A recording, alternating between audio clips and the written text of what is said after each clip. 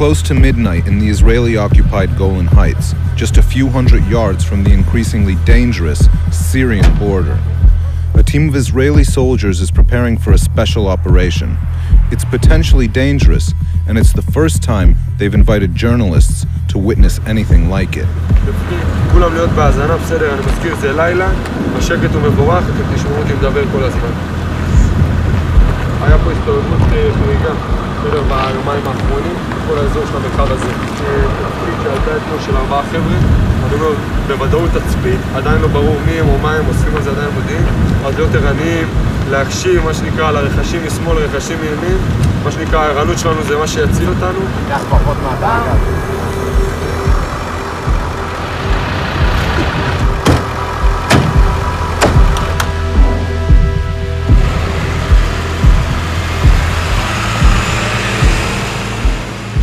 We wait as the vehicles drive towards the border, into darkness.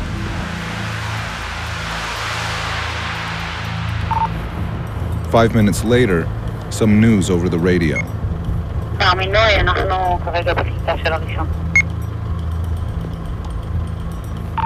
יכולה להגיד לי משהו על המצב שלו? פציעה בבטן ובחזה וירי מאתמול. קיבלתי פציעה בבטן ובחזה, ירי מאתמול. כן, הפרטים המלאים יגיעו בהמשך, אנחנו כרגע מעריכים אותם. So it's gonna be interesting. Before long, the unit returns. The first part of their mission is a success. Only the mission probably isn't what you think. Rather than fighting their enemies, the Israelis are rescuing them. The soldiers are bringing 3 wounded Syrian fighters into Israeli territory for urgent medical care.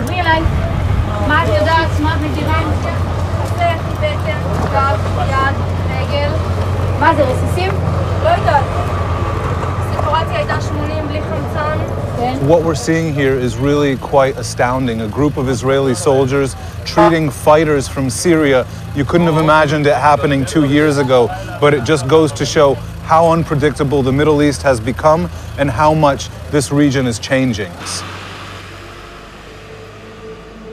We're here in the Galilee in Israel. We're on our way to a hospital, and the interesting thing about this hospital is that they're actually treating casualties from the war in Syria on this side of the border, and that's pretty unprecedented because you wouldn't expect people from Syria, a sworn enemy of Israel, to want to come here to get medical treatment. But the Israelis have opened their borders and they've actually allowed quite a few people to get treatment, so hopefully we're going to get to meet some of them. Dr. Amr Hussein oversees the efforts to treat Syrians here at Ziv Medical Center. Is it dangerous for them to try to come here to seek treatment? Yes, it's very dangerous because don't want people come to Israel. What do you think would happen to them if they came back and people found out they were in Israel? They may be killed. But I understand that some of your patients are actually fighters from the various factions. At the past, the first, you want to see also the emergency? Sure. You can.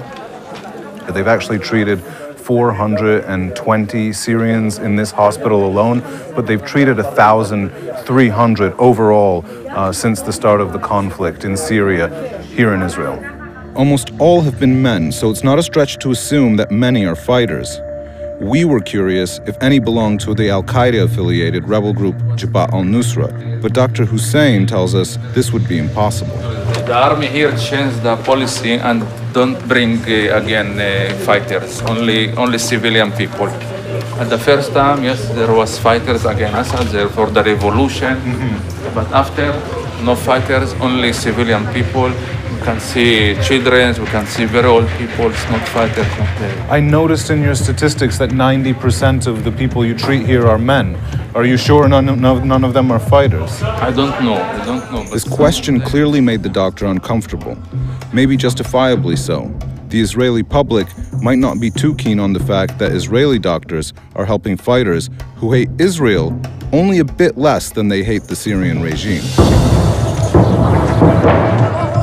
In Syria's civil war today, more than 1,000 factions are fighting each other and the regime for control of the country. To date, more than 190,000 have died in the conflict, and even the tallest fences can't stop ripples crossing the borders. Have you ever seen casualties like this in your experience? No, no. But I mean, you treat soldiers from... I treat soldiers from the Lebanon to... Yeah. We treat also civilian Israelis from the rockets of Hezbollah. Yes, we treat also. But like this injuries is very severe injuries. This patient is a recent arrival. No one knows much about him because he's been unconscious since he got here. He has vascular injuries, abdominal injuries, fracture of the bones, the large bones. What do you think caused his injuries? I think it's more blast injuries. And so he hasn't been able to say anything since he got here? Yeah. He doesn't even know he's in Israel? He doesn't know that he's in Israel, yes. We head into another room where 3 wounded Syrian fighters have been convalescing since July. 2 quickly covered their faces with blankets, but we could see the characteristic long hair of Islamist fighters. Outside, an IDF soldier remains on guard 24 hours a day. One of the 3 agreed to talk to us, 25-year-old Mohammed, who says he's a fighter for the Free Syrian Army, a collection of Western-backed rebel groups. جت طيارة هليكوبتر زتت برميل بالبلد فرحنا لنشوف يعني إذا في إصابات ولا ما في إصابات مشان نسعف الناس. فلحظة وصولنا لهناك كانت في منطقة قريبة للنظام فيها جيش ضرب منها علينا بالمدفعية قذائف وقتل مننا 2 وصوبنا احنا 2 جينا لهون على مشفى صفد. He said rebels worked through a neutral intermediary to deliver him to IDF soldiers. احنا وصلنا بسيارة للحدود يمكن ما كان في بيننا وبين الشيك 20 متر قطعنا عليهم عاد. If people find out that you've been to Israel, do you think they might suspect you of being a spy or something? طبعا احنا موجودين ضمن مناطق محررة يعني من قبل الجيش الحر يعني مناطقنا محررة غرب درعا وفي القنيطرة يعني ما يقدر يصلها الجيش النظامي. اما الجيش النظامي اذا بيعرف انه احنا هون مثلا مسكنا بعدين هو طبعا ما راح يوفر لا انه رايح اسرائيل او انت رايح على اسرائيل. يعني صار في جرحى تفوت على اسرائيل يعني من العام الماضي يعني توقعت انه ممكن باي لحظة واحد يتعرض لاصابة ممكن انه يدخل على اسرائيل. اما اول يعني قبل يعني مستحيل كنت متوقع اني ادخل على اسرائيل. When your treatment is finished, do you hope to go back to fight against Assad again? طبعا انا في عندي حاليا اصابات برجلي يعني ممكن القتال يكون صعب علي شوي. يعني بس انا في لي دور هناك دور كويس هناك يعني ممكن نرجع يعني. Who were you fighting when you got injured? Was it Jabhat al-Nusra or was it the army? لا جيش بشار طبعا. جبهة النصرة يعني مو بهذيك السوء هي اللي واصلة عنها السوء. احنا يعني معايشين جبهة النصرة هناك يعني. يعني جبهة النصرة يعني هناك يعني شو بدي اقول لك يعني تحل بعض المشاكل بين الناس ممكن انها كونها يعني اسلامية تحل بعض المشاكل يعني ما تتدخل انها تقتل او كذا او تظلم حدا او هذا بحارب حدا لا هي تحارب النظام فقط لا غير. This is one of the top tourist destinations in the Israeli-controlled Golan Heights. Up here, on a clear day like today, there's a great view of volcanic hills, sprawling vineyards, and Syria's civil war. So take this in with you, this surreal moment of being here, standing up on this volcanic mountain. There is these Jabhat al-Nusra fighting here together with ISIS against Assad, just a few miles away from here. The guide is a bit confused. ISIS, for now, is nowhere near here. But that is artillery and mortar fire from the al-Qaeda-affiliated al-Nusra Front and the Syrian military, locked in a battle for control of the road to Damascus. This popular restaurant is run by the kibbutz, and it's where many UN observers and tourists grab a steak and a glass of local wine after watching Syria's civil war.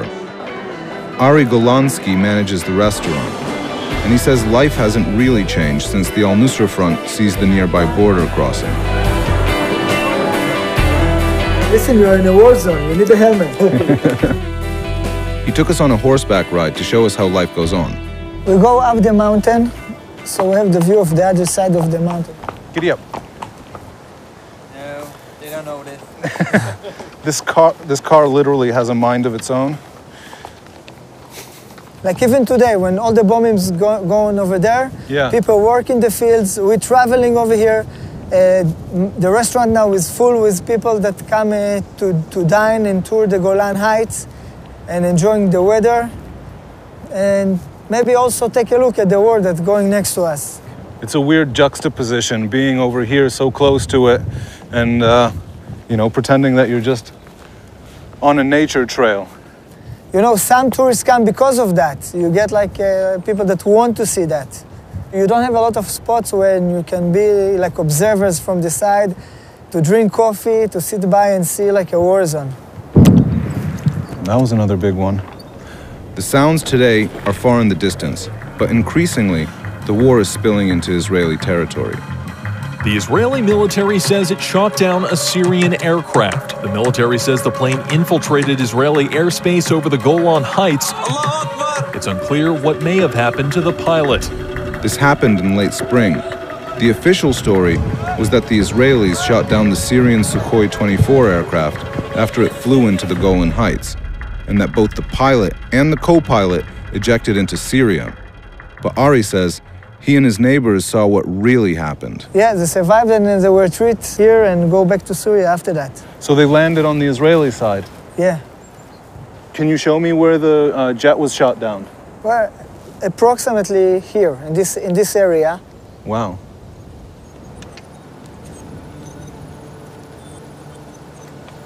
Okay.